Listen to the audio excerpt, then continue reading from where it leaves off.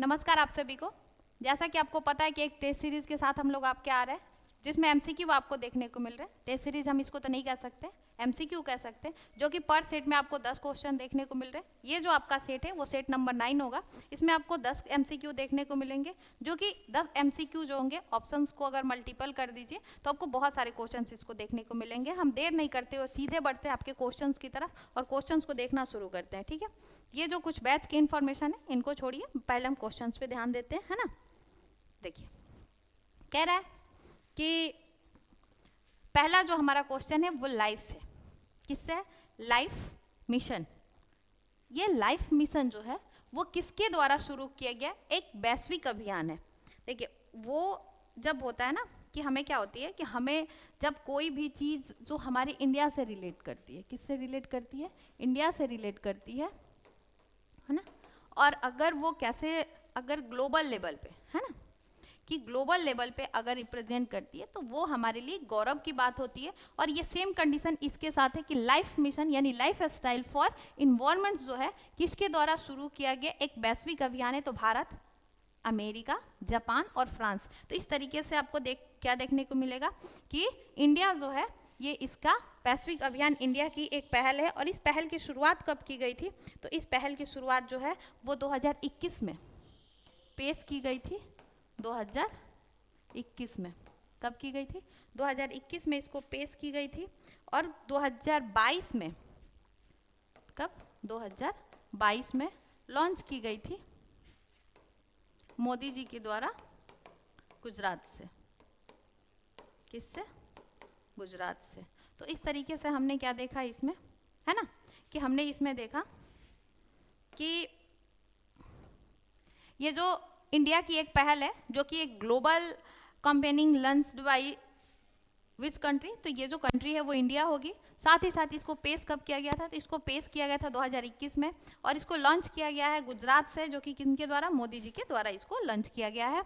तो बाद में अगर हम इसको देखें तो ये किस किस चीज़ पे काम करती है तो हम उसको देखते हैं। तो ये काम करी है रीयूज पे, रिड्यूस पे, रीयूज पे और साथ ही साथ रिसाइकल पे। ठीक है, यानी पुनः चक्रण पे, पुनः प्रयोग पे और कम प्रयोग पे, यानी उपयोग को कम करना। इस 3 सिद्धांतों पे ये काम कर रही है। और साथ ही साथ इसका टारगेट क्या है? इसका जो लक्ष्य है, लक्ष्य आपको क्या देखने को मिलेगा?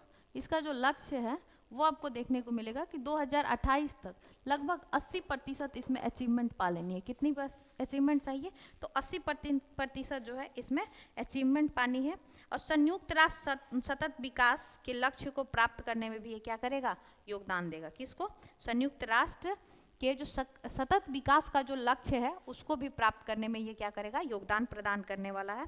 तो इस तरीके से हमने इन सारी टॉपिक्स के डिटेल्स को देख लिया। रिड्यूस, रीयूज और रिसाइकल पे इसका जो लक्ष्य है 2028 तक इसमें 80% अचीवमेंट है। और जो हमारा मतलब क्या बोलते हैं कि संयुक्त राष्ट्र के जो सतत विकास के लक्ष्य हैं उसको भी प्राप्त करने में ये मदद करने वाला है। इसकी लॉन्चिंग जो थी वो गुजरात से थी और इसको पेश किया गया था कब?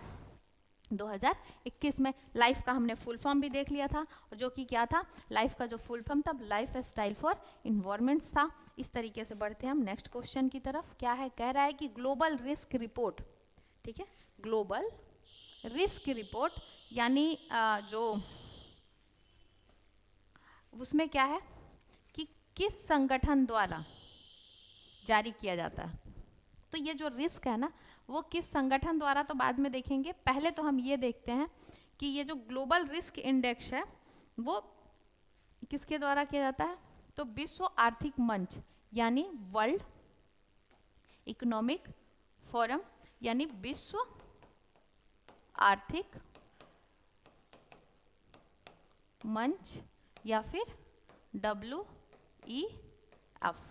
इनके द्वारा क्या किया जाता है? इनको जारी किया जाता है। और ये जो रिपोर्ट है वो किस चीज़ को दर्शाता है? तो ग्लोबल में रिस्क जिन जिन चीज़ों से चल रही है उनको दर्शाता है। बढ़ते हैं हम नेक्स्ट क्वेश्चन की तरफ। कह रहा है आयुष्मान भारत हेल्थ अकाउंट की शुरुआत कब की गई थी? क्या बोल रहा है कि जो है आयुष्मान भारत हेल्थ अकाउंट किससे संबंधित है? तो कह रहा है किस बैंक से डिजिटल स्वास्थ्य पहचान से, कृषि कार्ड से, शिक्षा से। तो आपको भी पता है कि आयुष्मान जो है वो किससे संबंधित है, तो हेल्थ से संबंधित है। किससे संबंधित है, कि हेल्थ से संबंधित है। जब ये हेल्थ से संबंधित है तो हमारा क्या हो जाएगा, डिजिटल हेल्थ आइडेंटिटी जो हो जाएगा वो इसका आंसर हो जाएगा। इसके कुछ ये क्या है कि ये एक इंश्योरेंस बीमा की तरह काम करता है, जो कि आपको आयुष्मान भारत जो है, अगर हम बात कर ले, किसकी बात कर ले, आयुष्मान भारत जो कार्ड जो है वो किसकी तरह काम करता है, तो एक हेल्थ इंश्योरेंस की तरह काम करता है। किसकी तरह काम करता है, तो हेल्थ इंश्योरेंस की तरह काम करता है। साथ ही साथ आपको क्या इसमें देखने को मिलेगा कि इसकी जो शुरुआत हुई थी आयुष्मान भारत की, वो किससे हुई थी, तो 28 अप्रैल को रांची से की गई थी। बहुत बार आपको करा दिया गया है कि 28 सितंबर को, कितने को, 28 सितंबर 2018 को इसकी शुरुआत की गई थी। क्या की गई थी, 28 सितंबर को 2018 में इसकी शुरुआत की गई थी। केंद्रीय बजट में भी इसके पेश की गई थी और इसकी घोषणा जो है वो 2018 की कैबिनेट में भी आयुष्मान भारत की कर दी गई थी। ठीक है, बढ़ते हैं हम नेक्स्ट क्वेश्चन की तरफ। इस तरीके से हमारा ऑप्शन ए इसका सही आंसर हो जाएगा। क्या कर रहा है, इंटरनेशनल बिग कैट अलायंस जो है किससे संबंधित है, यानी इंटरनेशनल जो हमारा ये किस चीज़ से संबंधित है, कृषि से, वन्यजीव संरक्षण से, जल संरक्षण से, या फिर समुद्री संरक्षण से। तो ये जो है वो किस चीज़ से संबंधित है, पहला नंबर हम इसको शॉर्ट फॉर्म में कैसे लिख सकते हैं, ये देखिए IBCA, ऐसा बार बार आपको देखने को मिलता है कि ये क्या है, ये इसका शॉर्ट फॉर्म है। ये इसका जो है कृषि से कह रहा है, वन्यजीव संरक्षण से कह रहा है। देखिए यहाँ पे बिग कैट है ना, किसकी बात कर रहा है, बिग कैट की बात करें। इसका कीवर्ड है, ये कह रहा है वन्यजीव संरक्षण से है। किससे है, वन्यजीव संरक्षण से है, क्योंकि कृषि विकास से नहीं, जल संरक्षण, समुद्री संरक्षण से नहीं। आपको याद होगा कि तेंदुओं को लाया गया था भारत में, चीता है, तो ये जो शेर है, बाघ है, इस तरीके से 7 जो बिग कैट्स होते हैं ना, क्या होते हैं, 7 जो बिग कैट्स हैं, जैसे आपको चीता हो गया, तेंदुआ हो गया, हिम तेंदुआ हो गया, क्या हो जाएगा, हिम तेंदुआ हो जाएगा, बाघ हो जाएगा, शेर हो जाएगा, है ना।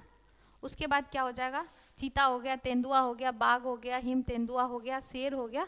2 और अगर आप इसमें अगर आप नाम ऐड करना चाहते हैं तो प्यूमा, जगुआर कर सकते हैं। किसको, जगुआर और प्यूमा। इस तरीके से ये 7 जो बिग कैट्स है ना, इनके संरक्षण पे ध्यान दिया गया था। इनके बारे में क्या की गई थी कि एक वैश्विक गठबंधन जो भारत की एक पहल थी, इसकी शुरुआत जो है अप्रैल 2023 में की गई थी। कब की गई थी, अप्रैल 2023 में की गई थी। इसके अंतर्गत ही आपको देखने को मिला होगा कि भारत में भी तेंदुओं को लाया गया था।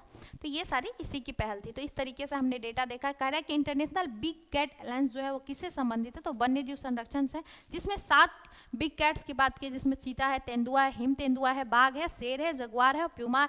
इस तरीके से 7 बिग कैट्स है, इन पे संरक्षण पे ध्यान दी गई है। तो बढ़ते हैं हम नेक्स्ट क्वेश्चन की तरफ। नेक्स्ट क्वेश्चन जो हमारा है वो क्या कर रहा है कि प्रधानमंत्री फसल बीमा योजना, यानी PM फसल बीमा योजना जो है वो किससे संबंधित है, क्या, या फिर उसका मुख्य उद्देश्य क्या है। तो कह रहा है किसानों की फसल बीमा से, छात्रों की छात्रवृत्ति से, स्वास्थ्य बीमा से, या फिर किस चीज से, तो व्यापार सहायता से। तो इस तरीके से हम देखेंगे कि किसकी बात करें, फसल बीमा योजना की बात करें, तो यानी किसान की फसलों की बीमा सुरक्षा की बात कर रहा है, यानी crop insurance protection for farmers, यानी ऑप्शन नंबर जो हमारा ए है इसका सही आंसर होगा। इसका जो मुख्य उद्देश्य क्या था कि देखिए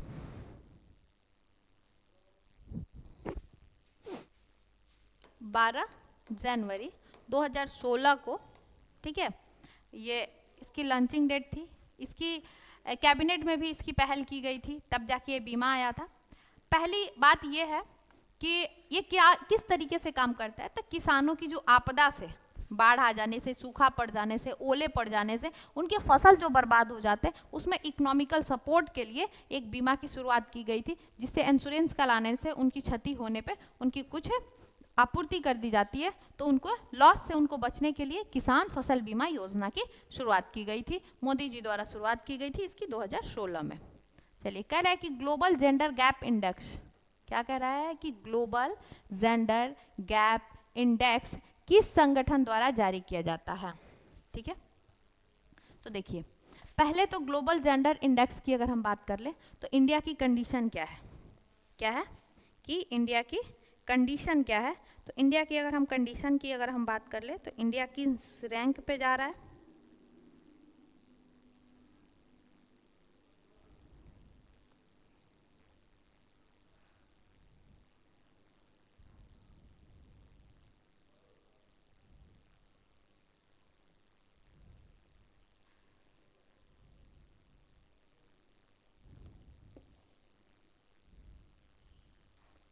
देखिए क्या कह रहा है ग्लोबल जेंडर गैप इंडेक्स, तो इसमें भारत की जो स्थिति है वो 131वीं है। कौन सी है?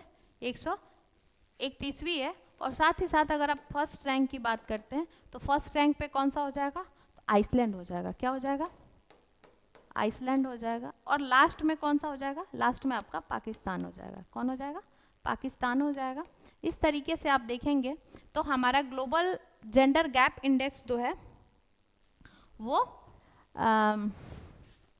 किस संगठन द्वारा जारी की जाती है। तो ये जो डेटा, ये हमने आपको डेटा 2025 का बताया है। ठीक है, तो ये वर्ल्ड इकोनॉमिक फोरम जो है वो हमारा यानी WEF जो है वो इसको जारी करता है। और ये जो ग्लोबल जेंडर गैप इंडेक्स में इसमें भारत की जो वर्तमान स्थिति है वो 131वीं है। फर्स्ट स्टेज पे आइसलैंड है और लास्ट पे आपका पाकिस्तान है। तो इस तरीके से देख ले। और हमारी स्थिति बहुत बेहतर नहीं है, हमारी स्थिति बहुत बेहतर नहीं है। आउट ऑफ 148 कंट्री में हमारी 131 स्टेज है। क्या है कि 148 में से हमारी पोजीशन कितनी है? 131 है। तो ये बहुत बेहतरीन कंडीशन नहीं है, हमारी भी बहुत बुरी ही स्थिति चल रही है। तो इस तरीके से हमने ये देख लिया। नेक्स्ट क्वेश्चन जो हमारा है उसमें हम क्या कह रहे हैं, कह रहा है कि startup India seed fund scheme क्या है, किससे संबंधित है। कह रहा है कि स्टार्टअप इंडिया जो सीड फंड्स है वो किस चीज से संबंधित है। तो ये स्टार्टअप और वित्तीय सहायता के लिए, कृषि ऋण के लिए, स्वास्थ्य सेवा के लिए, शिक्षा विकास के लिए। तो कह रहा है कि स्टार्टअप इंडिया सीड फंड्स जो है वो एग्रीकल्चर लोन से डिपार्टमेंट से रिलेटेड है। किससे रिलेटेड है? तो एग्रीकल्चर नहीं, ये स्टार्टअप और वित्तीय सहायता के लिए है। क्या? Financial assistance for the startup से संबंधित है। इस तरीके से हमारा इसको देखने को मिल जाएगा। इसका क्या है कि पारिस्थितिक तंत्र का निर्माण करना है, साथ में साथ आर्थिक विकास करना है और रोजगार के भी अवसर को प्रदान करना है। किसको करना है? रोजगार के अवसर प्रदान करना है। प्लस में क्या करनी है? प्लस में क्या करनी है कि पारिस्थितिक तंत्र को भी का निर्माण करना है। किसका? पारिस्थितिकी तंत्र का निर्माण करना है। फिर से रोजगार के अवसर भी प्रदान करने हैं और आर्थिक जो है वो विकास को भी बढ़ावा देना है। क्या करना है? आर्थिक विकास को भी बढ़ावा देना। तो इस तरीके से ऑप्शन नंबर जो हमारा बी है वो इसका सही आंसर होगा। इसका जो लॉन्चिंग डेट है वो क्या है? 15 जनवरी 2016। क्या है?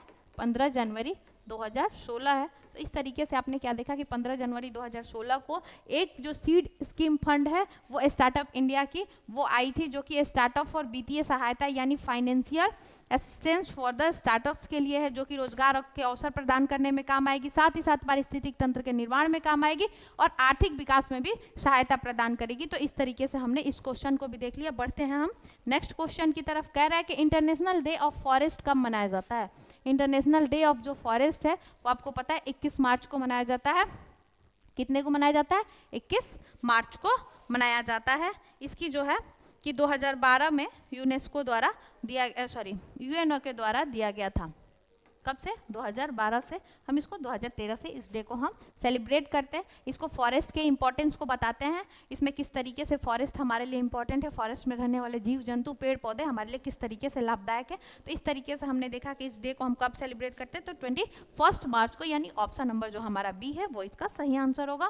कह रहा है कि यूनिफिल्ड पेमेंट इंटरफेरेंस यानी यूपीआई जो है वो किस संस्था द्वारा विकसित की गई है। आरबीआई द्वारा, ठीक है, या फिर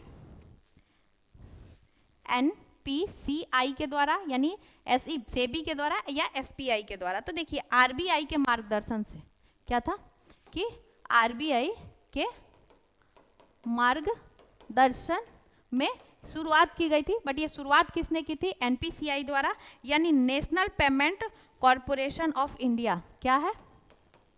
नेशनल पेमेंट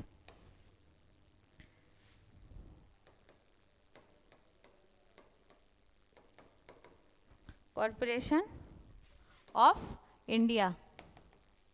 इस तरीके से जो आपका यानी NPCI यानी ऑप्शन नंबर जो बी है इसकी क्या हो जाएगी?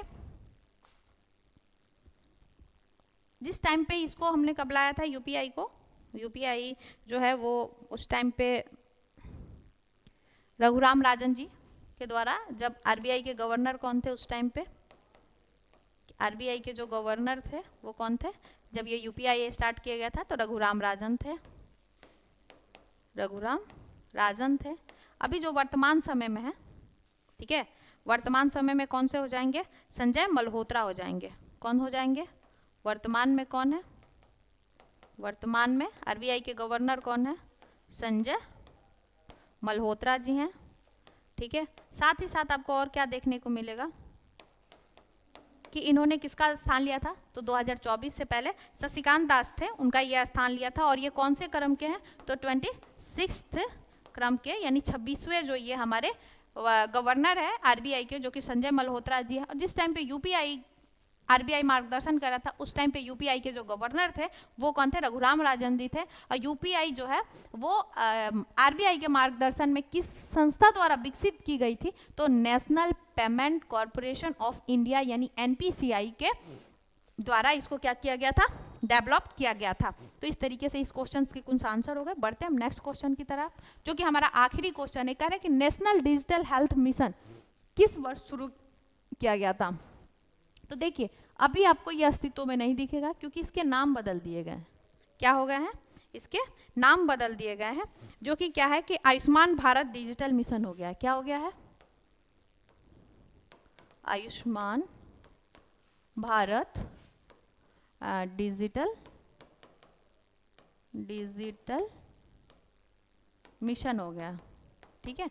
इसका अब नाम बदल के क्या कर दिया गया है कि लेकिन नेशनल डिजिटल हेल्थ मिशन की शुरुआत 2013 में की गई थी। कब की गई थी? 2013 में की गई थी। और 2019 में इसका नाम क्या कर दिया गया था कि बदल के आयुष्मान भारत डिजिटल मिशन कर दिया गया था। तो ऐसे ये हमारा जो क्वेश्चंस है वो आयुष्मान भारत कार्ड जो बनता है, ठीक है, उसी को ये स्वास्थ्य से संबंधित है। आपको पता है कि इसकी जो लॉन्चिंग थी वो 2016 में रांची से की गई थी नरेंद्र मोदी जी के द्वारा। तो इस तरीके से हमने ये क्वेश्चंस को एंड कर दिया। पहले जो था नेशनल डिजिटल हेल्थ मिशन जो था वो 2013 में लॉन्च हुई थी, बट उसका आयुष्मान भारत डिजिटल मिशन अब कर दिया गया है। तो इस तरीके से क्या कर सकते हैं कि आप अगर नेशनल डिजिटल हेल्थ मिशन अगर आपसे पूछता है कि किस वर्ष शुरू किया गया था तो आपको 2013 बताना होगा। अगर उससे बदला हुआ नाम पूछे तो आयुष्मान भारत डिजिटल मिशन उसी का नाम रख दिया गया है बदल के। जिस तरीके से आपको योजना आयोग का नाम बदल के नीति आयोग रख दिया गया, तो इस तरीके से आपको ये क्वेश्चंस देखने को मिलेंगे। चलिए अब मिलते हैं आपसे नेक्स्ट क्वेश्चन नेक्स्ट सेट के साथ अगले दिन। ये आपका आंसर शीट है, यहाँ आप देख सकते हैं। तो इसमें 2020 मेंशन है, सॉरी यहाँ पे एक बार आप देख लीजिए कि 2019 ना होके क्या होने वाला है, ये 2020 होने वाला है बस ये। लेकिन हाँ ये आप याद रखिएगा कि ये नेशनल डिजिटल हेल्थ मिशन का नहीं बल्कि आयुष्मान भारत डिजिटल मिशन का। किसका है? ये 2020। ये क्वेश्चन में थोड़ा सा मिस्टेक है यहाँ पे। अगर इस क्वेश्चन का आंसर यहाँ 2013 होना चाहिए था, तो आयुष्मान भारत डिजिटल मिशन, ठीक है। तो इस तरीके से 2020 में इसकी शुरुआत की गई थी, जो कि नेशनल डिजिटल हेल्थ मिशन का ही नाम बदल दिया गया है। चलिए बढ़ते हैं। यहाँ पे देखिए हमारे कुछ बैच के इन्फॉर्मेशन है। अगर आप इससे रूबरू पहले से भी हैं फिर भी अब एक बार बता देते हैं। आरोहण बैच जो हमारी हिंदी मीडियम की बैच है, जो कि आपको बेस देती है PCS के लिए, UPSC के लिए, NCERT बेस्ड है। इसमें लाइव क्लास चलाई जाएंगी, साप्ताहिक टेस्ट भी होते हैं। फिर से एक राइज अप आरोहण जो है वो हिंदी मीडियम का बैच है, और राइज अप जो है वो क्या है? इंग्लिश मीडियम का बैच है। इसको भी ऑनलाइन ये क्लास ले सकते हैं। ये एक सौभाग्य बैच है जो कि बोर्ड्स के एग्जाम के पर्पस से, जो लोग भी बोर्ड एग्जाम देने चाहते हैं हिंदी माध्यम से बिहार बोर्ड के, ये उनके लिए है। ये सीबीएसई बोर्ड और बिहार बोर्ड दोनों के लिए है। बल्कि ये क्या है, ये जो राइज अप है, बट ये सौभाग्य बैच जो है ये सिर्फ बिहार बोर्ड वालों के, हिंदी मीडियम वालों के लिए है। अगर इसमें से किसी भी बैच में अगर आप इंटरेस्टेड है तो परचेज कर सकते हैं, या फिर आपके आसपास अगर कोई इंटरेस्टेड है तो आप उनको परचेज करवा सकते हैं। मिलते हैं हम आपसे नेक्स्ट क्वेश्चन, नेक्स्ट सेट के साथ। आज के लिए आप लोगों को थैंक यू सो मच, धन्यवाद। आपका दिन शुभ रहे।